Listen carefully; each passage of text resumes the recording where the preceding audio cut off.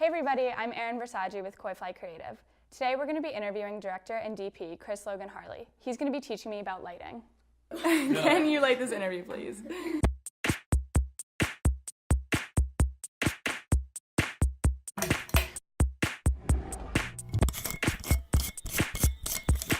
My name is Chris Logan Harley, and I'm a director and director of photography.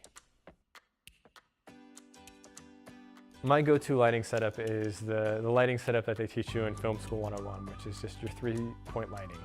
And that's just three light sources. You have a key light, you have a fill light, and then you have a backlight, which is optional. If I'm doing an interview setup with just natural light, I look for a nice soft light source, which is normally a nice big window. If the window's here, I have them here, and then I want to make sure that they are looking to the left of the camera, so that you have the light source wrapping around their face a little bit, using the principle of lighting downstage. If you're lighting an interview, it's nice to light your interview like you're lighting a portrait. One of the most popular ways of lighting a portrait is Rembrandt lighting, which is, comes from painting, but it's been used in photography and in a lot of cinema as well. And it's characterized by a soft light source that's coming downstage on your subject that has a really slow roll off of light that leaves a little triangle under the upstage eye. I think the most inexpensive lighting equipment that you can get is a piece of foam core.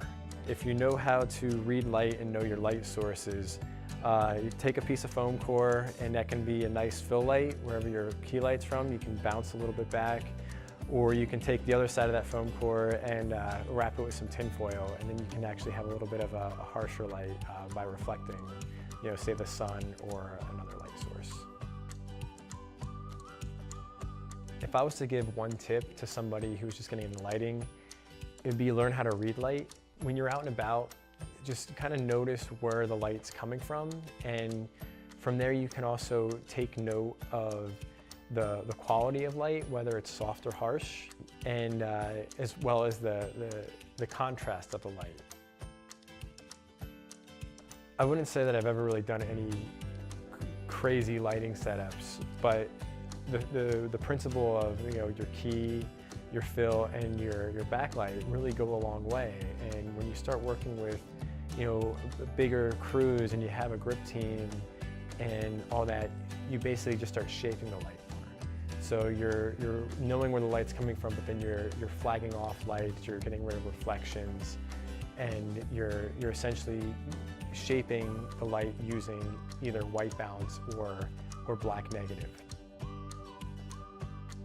There's many ways to light interviews, and you can take that three-point lighting philosophy and modify it. You have your standard three-point lighting with your key, your fill, and your backlight, but you can modify it a bit and it changes the whole look. You can do away with interviews where it's more like beauty lighting.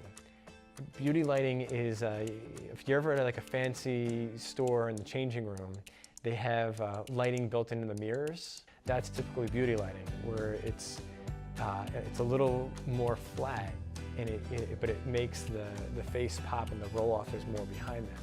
You don't see any wrinkles. One way to do that in an interview is put a light directly above the camera. That's your key. And then you can have the fill right underneath the lens or on their lap that bounces up all the other light. And then you have your backlight that it just separates them from the background. My name is Chris Logan Harley, and I'm a director and director of photography.